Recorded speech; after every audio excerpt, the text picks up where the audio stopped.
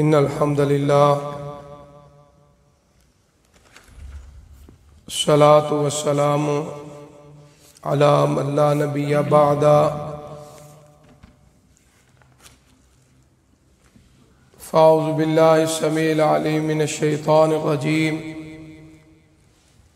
بسم اللہ الرحمن الرحیم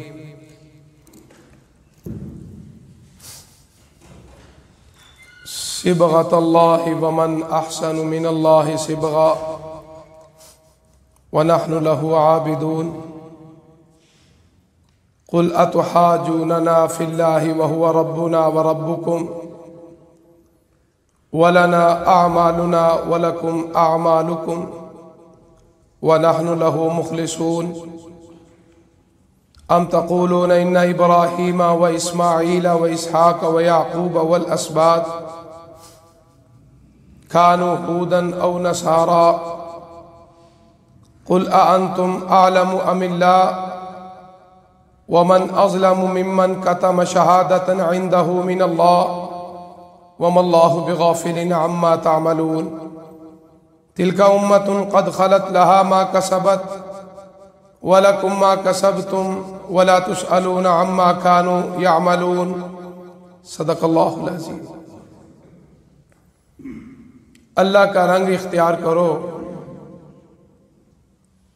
اللہ کے رنگ سے زیادہ خوبصورت کون ہے؟ ہم اس کے لیے عبادت کرنے والے ہیں۔ کہہ دیجئے کیا تم ہم سے اللہ کے بارے میں جھگڑا کرتے ہو؟ وہ ہمارا بھی رب ہے اور تمہارا بھی رب ہے، ہمارے لیے ہمارے اعمال، تمہارے لیے تمہارے اعمال، اور ہم اس کے لیے مخلص ہیں۔ کیا تم کہتے ہو کہ ابراہیم، اسماعیل، اسحاق، یعقوب ان کے اولاد یہودی یا عیسائی تھے؟ کہہ دیجئے کیا تم زیادہ جانتے ہو یا اللہ جانتا ہے؟ اور جو چھپائے گواہی اللہ کے بارے میں اپنے پاس، اس سے زیادہ ظالم کون ہے؟ اللہ نہیں غافل جو تم عمل کرتے ہو۔ یہ امت جو گزر گئی، اس کے لیے جو اس نے کمایا اور تمہارے لیے جو تم کماؤ گے، اور ان کے بارے میں یا ان کے اعمال کے بارے میں تم سے سوال نہیں کیا جائے گا۔ حضرات محترم، سورہ بقرہ کی توضیح، تشریح اور تفسیر بیان ہو رہی ہے۔ رب العالمین ان آیات مبارکہ کے اندر بیان فرما رہے ہیں کہ اللہ کا رنگ اختیار کرو۔ اللہ کے رنگ سے کیا مراد ہے؟ اللہ کے رنگ سے مراد دین ہے، یعنی دین کو اختیار کرنے کا اللہ حکم دیتے ہیں۔ ہمارے ہاں بلکہ اس دور میں بھی بعض لوگ جو ہیں اپنے نومولود بچوں کو رنگتے تھے۔ عیسائیوں کے بارے میں آتا ہے کہ وہ زرد رنگ، جب بچہ دنیا میں آتا تو اسے زرد رنگ کے پانی سے غسل دیتے تھے۔ اللہ نے فرمایا یہ دنیا کے رنگ ہے جو پانی سے اتر جائے گا، اصل رنگ وہ ہے جو دین کا رنگ ہے، جو زندگی میں بھی کام آئے گا اور مرنے کے بعد بھی کام آئے گا، قبر میں، حشر میں۔ اور وہی رنگ جو دین کا ہے وہ جنت الفردوس میں لے کر جائے گا۔ اب یہ رنگ جس کو اللہ نے حکم دیا کہ اختیار کرو، وہ کیا ہے؟ وہ اللہ فرماتے ہیں دین جو ہے عند اللہ الاسلام، اللہ کے ہاں جو دین ہے نا وہ اسلام ہے۔ اب جو بھی بچہ دنیا میں پیدا ہوتا ہے وہ دین اسلام پہ آتا ہے، چاہے یہودی کے گھر میں ہو، چاہے عیسائی کے گھر میں ہو، چاہے ہندو کے گھر میں پیدا ہو، وہ آتا دین اسلام پہ۔ آگے اس کے والدین اس کو جو مرضی بنا لیں، ہندو ہیں تو ہندو بنا لیتے ہیں، یہودی ہیں تو یہودی بنا لیتے ہیں، عیسائی ہیں تو عیسائی بنا لیتے ہیں۔ تو اس کا مطلب یہ ہے کہ دنیا کے اندر لڑکا ہو یا لڑکی ہو، وہ دین اسلام پہ پیدا ہوتے ہیں۔ آگے اس کا ماحول جو ہے اس کا رنگ اختیار کر لیتے ہیں۔ لیکن اللہ فرماتے ہیں کہ اگر وہ دین اسلام کا رنگ رہے گا تو وہی کامیاب ہے۔ اب آگے پھر اسلام کی تشریح آ جاتی ہے کہ اسلام کس چیز کا نام ہے۔ اسلام جو ہے قرآن اور حدیث کا نام ہے۔ موطا امام مالک کے اندر امام مالک رحمۃ اللہ علیہ کی وہ روایت جو انہوں نے پیش کی ہے کہ اللہ کے رسول صلی اللہ علیہ وسلم نے فرمایا ترکت فیکم امرین، میں تم میں دو چیزیں چھوڑ کے جا رہا ہوں، کتاب اللہ و سنتی، ایک اللہ کی کتاب یہ قرآن ہے اور ایک آپ صلی اللہ علیہ وسلم کی سنت ہے، یہ اسلام ہے۔ جو ان دو چیزوں پہ چلتا ہے وہ کبھی گمراہ نہیں ہوتا۔ آپ اور میں جب نماز پڑھتے ہیں اللہ سے دعا کرتے ہیں اہدنا الصراط المستقیم، اللہ ہمیں صراط مستقیم کی ہدایت عطا فرمائے۔ اب آگے صراط المستقیم کی تشریح اللہ خود فرما رہے ہیں، صراط الذین انعمت علیہم۔ اب وہ بندہ یہ سوال کرتا ہے کہ صراط مستقیم مانگتا بھی ہے کن لوگوں کا؟ جو انعام یافتہ لوگ ہیں۔ انعام یافتہ کون لوگ ہیں؟ انبیاء علیہ السلام ہیں، اللہ کے رسول ہیں، صحابہ کرام رضوان اللہ علیہم اجمعین ہیں، اولیاء اللہ ہیں، ائمہ کرام ہیں، محدثین ہیں، جنہوں نے جو رنگ اختیار کیا ہے وہ قرآن و حدیث کا رنگ اختیار کیا ہے۔ جب ہم اس رنگ پہ آ جائیں گے تو انشاءاللہ پھر کامیابی بھی ملے گی اور سکون بھی ملے گا۔ آپ دیکھ لیں ایک فطرتی بات ہے کہ آدمی سیدھے سیدھے راستے پہ چلتا رہے نا اسے کبھی پریشانی نہیں آتی۔ پریشانی کب ہوتی ہے؟ جب وہ راستہ غلط اختیار کرتا ہے۔ مثلا ایک آدمی نے لاہور جانا ہے، اگر وہ پنڈی کی طرف جانا شروع کر دے وہ اپنی منزل تک نہیں پہنچ سکتا، وہ پنڈی جائے گا، لاہور نہیں جائے گا۔ اس کا مطلب یہ ہے کہ اس کے دل کے اندر، اس کی ضمیر کے اندر وہ کھٹکا پیدا ہوتا ہے، یار لگتا ہے مجھے مغالطہ لگ گیا، میں نے جانا کہیں اور تھا، جا کہیں اور رہا۔ اس لیے جب آپ صراط مستقیم پہ چلیں گے، آپ کا جو فطرت ہے وہ دین ہے، وہ اللہ کا رنگ ہے، آپ کو پریشانی نہیں ہوگی، آپ کے دل میں کھٹکا پیدا نہیں ہوگا۔ اس لیے اللہ فرماتے ہیں کہ اللہ کا رنگ اختیار کرو اور اسی کی عبادت کرو۔ آگے فرمایا یہ جو اللہ کے بارے میں جھگڑا کرتے ہیں تو ان سے کہہ دو رب تو ایک ہی ہے دنیا میں، وہ ہمارا بھی رب ہے اور تمہارا بھی رب ہے۔ اللہ کی تو تعریف ہے رب العالمین، کوئی مانے یا نہ مانے اللہ سب کا رب ہے، سب کا خالق بھی ہے، مالک بھی ہے، رازق بھی ہے، سب کو رزق دے رہے ہیں۔ حضرت ابراہیم علیہ السلام کے بارے میں آتا ہے وہ اکیلے کھانا نہیں کھاتے، جب بھی کھانا کھاتے کوئی مسافر کسی مہمان کو ساتھ لے کر پھر کھانا۔ کہتے ہیں ایک دفعہ ایک پارسی آدمی جو اگ کا پجاری تھا اسے پکڑ کے گھر میں لے آیا، کھانا شروع کیا۔ ابراہیم علیہ السلام نے اللہ کا نام لیا، اس نے اللہ کا نام نہ لیا کیونکہ وہ رب کو مانتا ہی نہیں تھا۔ ابراہیم علیہ السلام غصے میں، اللہ کے بندے جس رب نے تجھے یہ کھانا دیا ہے اس کا نام تو لو۔ اللہ کو یہ ادا پسند نہ تھا، فرمایا میرے خلیل آج ہی تجھے ایک ایسے آدمی کو کھلانا پڑ گیا جو مجھے مانتا نہیں، دیکھ میں رب ہوں، پوری کائنات کو کھلاتا بھی ہوں اور پلاتا بھی اللہ ہوں، کوئی مانے یا نہ مانے۔ جس طرح دیکھو یہ رمضان مبارک کا مہینہ ہمارے لیے بہت بڑا اعزاز ہے۔ اس مہینے کو اللہ نے کس لیے عطا کیا ہے؟ تاکہ ہمارا تعلق اپنے رب کے ساتھ مضبوط ہو جائے، یعنی خالق کا تعلق مخلوق سے مضبوط ہو جائے۔ اللہ پکار رہا ہے آجو آجو آجو میری عبادت کرو، مجھ سے اپنے گناہوں کی معافی مانگ لو۔ اگر کوئی تھوڑی سی ناراضگی ہے تو اللہ فرماتے ہیں مجھ سے مانگ، میری تیری صلح ہو جائے گی۔ یہ تو مہینہ اسی لیے ہے۔ اب رب کہہ رہا ہے آ جاؤ، ہم کہتے ہیں نہیں، اللہ پکار رہا ہے لیکن ہم سوئے ہوئے ہیں، حال مست ہے، رمضان آئے غیر رمضان ہے ہماری کیفیت وہی رہتی ہے۔ اللہ کی پکار تو جاری ہے نا، وہ خالق ہے، مالک ہے، وہ تو پکار رہا ہے، ہر روز پکار رہا ہے، ہر روز پکار رہا ہے کہ میری مخلوق جو ہے جو مجھ سے دور جا چکی ہے، یہ مہینہ رکھا ہے۔ اب کیا ہے، زندگی گزر جاتی ہے، اب وہ بندے فوت ہو جاتے ہیں، جب قبرستان قبر میں چلے جاتے ہیں ہم ان کے لیے پھر دعا کرنی شروع کر دیتے ہیں، اللہ اسے معاف کر دے، اللہ اسے معاف کر دے۔ ٹھیک ہے، اس میں کوئی گناہ نہیں ہے، لیکن اب کیا ہے، اب اللہ جو ہے اس سے ناراض ہو چکی ہے۔ اللہ اکبر، یعنی زندگی میں رب پکار رہا ہے کہ میری طرف آ جا، یہ مہینہ میں نے تیرے لیے رکھا ہے، کوئی کمی کوتاہی ہو گئی ہے نا تو مجھ سے معافی مانگ، اس کو کہتے ہیں رب العالمین۔ لیکن ہم اپنے حال میں مست ہیں، اس کی پکار تو جاری ہے، انشاءاللہ جاری و ساری رہے گی، لیکن جب بندہ فوت ہو جاتا ہے وہ پکار ختم ہو جاتی ہے، معاملات ختم ہو گئے، اب تو اس کے حساب کتاب شروع ہو گئے۔ اب ہم بندے کے لیے دعا کرتے ہیں، اب وہ بندہ بھی محتاج ہے کہ میرا رب مجھ سے راضی ہو جائے، لیکن اب کیا ہے، اب رب نہیں، رب کہتا ہے نہیں، اب مہلت ختم ہو چکی ہے، وَيَمُدُّهُمْ فِي طُغْيَانِهِمْ يَعْمَهُونَ۔ اب وہ معاملہ ختم ہو چکا ہے، اب جو تو کر کے آیا ہے نا اس کی سزا تجھے قبر میں بھی ملے گی، حشر میں بھی ملے گی، اور تیرا ٹھکانہ جہنم اور دوزخ ہے، استغفر اللہ۔ تو اس لیے مجھے اور آپ کو چاہیے کہ اللہ نے موقع دیا ہے، اس موقع سے فائدہ اٹھا لیں۔ کہ اللہ کہتا ہے کہ آ جاؤ، ہمیں دوڑ کے آنا چاہیے کہ اللہ ہمارا رب ہمیں پکار رہا ہے۔ اور عام طور پہ یہ جو ہم نماز اذان سنتے ہیں، حی علی الصلاۃ حی علی الفلاح کی جو آواز ہمارے کانوں میں آتی ہے، الحمدللہ جب سے ہم نے ہوش سنبھالی ہے، یہ بھی اللہ کا بہت بڑا شکر ہے کہ ہمارے کانوں میں یہ اذان کی آواز آ رہی ہے۔ بعض ایسے لوگ ہیں جن اذان کی آواز سے محروم ہیں، بعض ممالک ہیں جہاں اذان کی اجازت نہیں ہے۔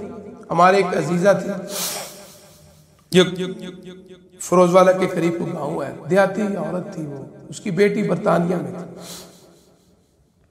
تو کہتے اس کی بیٹی نے اپنی ماں کو اپنے پاس بلایا، ڈیری عمر تھی، 60-70 میرا خیال عمر ہوگی ان کی، زیادہ ہوگی بلکہ زیادہ، تو تقریباً یہ 6 مہینے کا شاید وزٹ ویزا لگتا ہے، تو وہاں چلی گئی، مہینہ گزرا، 1.5 مہینہ گزرا، وہ بڑھیا نے رونا شروع کر دیا، سالوں پتا۔ یہاں ان کے گاؤں کے اندر ان کی حویلی تھی، اور حویلی کے اندر اس عورت نے، اس کے خاوند نے مسجد بنائی، یعنی ساری زندگی اس نے 5 وقت کی اذان جو ہے اپنے گھر میں سنی تھی، اس کا گھر بھی مسجد کے ساتھ ہی تھا۔ اب وہ وہاں چلی گئی، اذان کی آواز بند ہو گئی، اس نے رونا شروع، بیٹی کہنے لگی ماں کیوں روتی ہے، لوگ تو بڑا ترستے ہیں یہاں آنے کو، کہنے لگی نہیں مجھے واپس بھیج دو، میں نے یہاں نہیں رہی۔ بمشکل میرا خیال ہے وہ 1 مہینہ یا کچھ دن وہاں رہی ہو، آخرکار اس نے پاکستان اپنی ماں کو بھیج دیا۔ کہتے ہیں جب وہ واپس اپنے گاؤں میں آئی تو اذان ہوئی تو وہ خوشی سے پھر رونا شروع کر دیا۔ گاؤں کی عورتیں پوچھنے لگی ماں تو وہاں گئی، اتنی مشکل سے گئی، پھر تو واپس بھی آ گئی، مسئلہ کیا؟ کہنے لگی یہ جو اذان اب ہو رہی ہے نا، یہ میری زندگی روح کی خوراک تھی، میں اس خوراک سے محروم ہو گئی تھی۔ ان سے پوچھو جن کو ان چیزوں کی قدر ہے۔ اس لیے کہتے ہیں نا گھر کی مرغی دال برابر، اللہ یہ ایک محاورہ بنا ہوا ہے، اس کا مطلب جب نعمت ہوتی ہے نا ہمارے پاس، پھر ہمارے پاس قدر نہیں ہوتی۔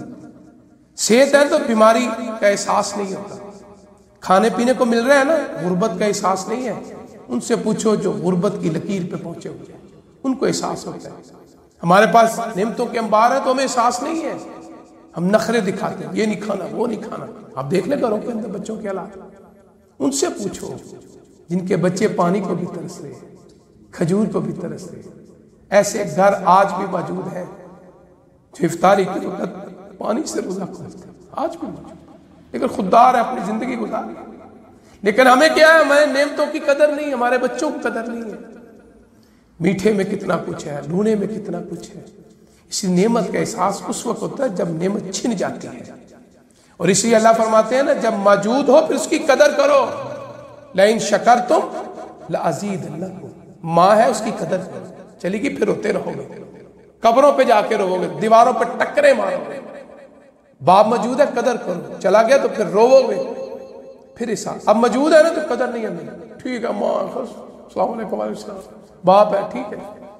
ان سے پوچھو جن کی ماں جا چکی ہے ان کا رمضان کیسے گزرا، ان سے پوچھو جن کے باپ جا چکے ہیں۔ یہ احساس اس وقت ہوتا ہے جب نعمت چھن جاتی ہے۔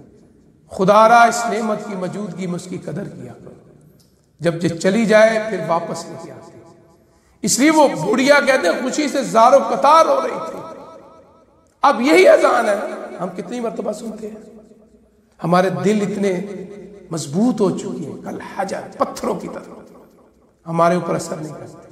جب یہ چیز دور ہو گئی نا پھر پتہ چلے گا وہ کیا ہے، موت ہے، یا ہم ایسے ملک میں چلا جائے۔ حی علی الصلاح حی علی الفلاح کا مطلب بھی یہی ہے۔ نماز کی طرف آ چکا۔ حضرت عبداللہ بن مسعود رضی اللہ تعالیٰ عنہ کے بارے میں آتا ہے کہ آخری عمر میں زیادہ عمر کی وجہ سے ان کی آنکھیں کمزور ہو گئی، تو کہتے ایک گاؤں ایک سفر میں جا رہے تھے، ایک بستی کے قریب سے گزرے تو اذان کی آواز ہے، حی علی الصلاۃ حی علی الفلاح۔ اس وقت سپیکر تو ہوتے نہیں تھے، اس لیے حکم ہے کہ اونچی آواز والے کو اذان کا حکم تھا۔ انہوں نے اپنے ساتھی سے کہا چلو مسجد میں جاتے ہیں، نماز پڑھتے ہیں، صحابی رسول تھے۔ جب قریب گئے تو اذان کے بعد اس آدمی نے آواز دی، نماز کی طرف آ جاؤ، نماز کی طرف آ جاؤ، نماز کی طرف آ جاؤ، اذان ہو گئی ہے، جلدی آؤ۔ عبداللہ بن مسعود رضی اللہ تعالیٰ فرماتے ہیں کہ میں نے اس مسجد میں نماز نہیں پڑھی۔ وہ کہنے لگے آپ نے تو خود ہی کہا تھا کہ چلو مسجد میں نماز پڑھ۔ کہنے لگے نہیں، یہ جو آدمی ہے نا جو آوازیں دے رہا ہے، اس نے اذان کے مقصد کو ختم کر دیا ہے۔ اذان کا مقصد تھا لوگوں کو بلانا، حی علی الصلاۃ حی علی الفلاح۔ جب اللہ نے اتنا خوبصورت جملے عطا فرمائے ہیں، یہ بدعتی ہے اور اس بدعتی کی مسجد میں میں نے نماز نہیں پڑھی۔ آپ اندازہ فرمائیں۔ اس لیے رب سب کا ہے، یہودی کہ ہمارا رب ہے تمہارا نہیں، یہ غلط بات ہے۔ رب العالمین کا مقصد یہ ہے کہ مانے یا نہ مانے، اللہ سب کا رب ہے۔ اس لیے اللہ فرماتے ہیں ان سے کہہ دو ہمارا اور تمہارا رب ایک ہی ہے، ہمارے اعمال اور تمہارے اعمال۔ دنیا میں اچھے اعمال کرو گے، ہر آدمی کو باپ ہے اس کے اپنے اعمال ہیں، اولاد ہے اس کے اپنے اعمال ہیں، رشتہ دار ان کے اپنے اعمال ہیں، دوست ہے اس کے اپنے اعمال ہیں، ہر ایک کے اپنے اپنے اعمال ہیں۔ آگے فرمایا اللہ کہتے ہیں کہ ان سے کہہ دو کہ ابراہیم، اسماعیل، اسحاق علیہ السلام، یعقوب علیہ، یہودی صحیح تو ہے ہی نہیں تھے، کیونکہ موسیٰ علیہ السلام بعد میں آئے، عیسیٰ علیہ السلام بعد میں آئے۔ ابراہیم علیہ السلام کیسے یہودی ہو سکتے ہیں؟ ابراہیم علیہ السلام عیسائی کیسے ہو سکتے ہیں؟ ابھی یہودیت کا نام و نشان نہیں تھا، عیسائیت کا نام و نشان نہیں تھا، تم کہتے ہو یہودی تھے عیسائی تھے، کیسے ہو سکتا ہے؟ فرمایا بات کرنے سے پہلے سوچ لیا کرو۔ یہودی کہتے تھے جی ابراہیم علیہ السلام یہودی تھے اس لیے یہودی ہو جاؤ، عیسائی کہتے ابراہیم علیہ السلام عیسائی تھے عیسائی ہو جاؤ۔ اللہ فرماتے ہیں تمہاری مت ماری ہوئی ہے، تمہیں عقل اور فہم ہی نہیں ہے۔ اللہ کے بندو، ابراہیم علیہ السلام، اسماعیل علیہ السلام یہ جو ہے یہودی عیسائی نہیں تھے، یہ اللہ کے نبی تھے، اور جس کے بارے میں آگے آپ نے پڑھا حنیفہ بھی تھے۔ کہہ دیجیے اللہ زیادہ جانتا ہے، یہ تم زیادہ جانتے۔ فرمایا اللہ کے بارے میں جو گواہی ہے دین کی، اسلام کی، اس کو مت چھپاؤ۔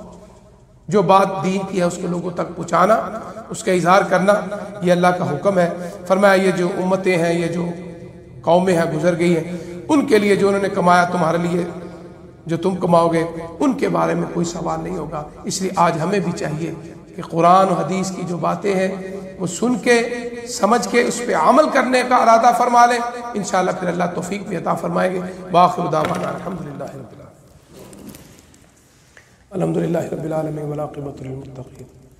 اللہم صلی علی محمد وعلی آل محمد کما صلیت علی ابراہیم وعلی آل ابراہیم انک حمید مجید۔ اللہم بارک علی محمد وعلی آل محمد کما بارکت علی ابراہیم وعلی آل ابراہیم انک حمید مجید۔ اللہم ربنا آتنا فی الدنیا حسنۃ وفی الآخرۃ حسنۃ وقنا عذاب النار۔ اے رب العالمین ہماری سحری افطاری میں برکتیں عطا فرما، ہمارے رزق میں برکت اور کثرت عطا فرما، ہمارے بگڑے معاملات درست فرما دے۔ جو ہمارے پیارے فوت ہو گئے اللہ ان کی بخشش فرما۔ رب ارحمہما کما ربیانی صغیرا، رب ارحمہما کما ربیانی صغیرا۔ اے اللہ دشمنوں کی دشمنی سے محفوظ فرما، حاسد کی حسد سے محفوظ فرما، نظر بد سے محفوظ فرما، شریر انسانوں کی شرارتوں سے محفوظ فرما۔ اے اللہ ہیلے مکر سے اللہ ہمیں ہمارے گھر والوں کو محفوظ فرما۔ اے رب العالمین دشمن کی خوشی سے ہمیں محفوظ فرما، جان مال عزت اولاد کی حفاظت فرما، وطن عزیز وطن پاکستان کی حفاظت فرما۔ اے رب العالمین ہمارے رزق میں برکت اور کثرت عطا فرما۔ ہم گنہگار، اللہ بخشش کا مہینہ ہے، اللہ ہمارے صغیرہ کبیرہ گناہوں سے درگزر فرما۔ اللہم انک عفو تحب العفو فاعف عنا۔ اللہ آپ کی توفیق سے روزہ رکھا ہے، اللہ اس روزے کو مکمل کرنے کی توفیق عطا فرما۔ اے اللہ جو افطاری کے موقع پہ اے اللہ آپ کے محبوب پیغمبر کی زبان سے سنا دو خوشیاں ملتی ہیں، اللہ ہم سب کو وہ دو خوشیاں عطا فرما۔ ایک افطاری کی خوشی ہے اور کل قیامت کو اللہ آپ کے دیدار کی خوشی ہے، اللہ دونوں خوشیاں ہمیں عطا فرما۔ ربنا تقبل منا انک انت السمیع العلیم وتب علینا انک انت التواب الرحیم۔ صلی اللہ علی خیر خلق محمد وآلہ واہل بیتہ واصحابہ اجمعین برحمتک یا ارحم الراحمین۔ جزاکم اللہ۔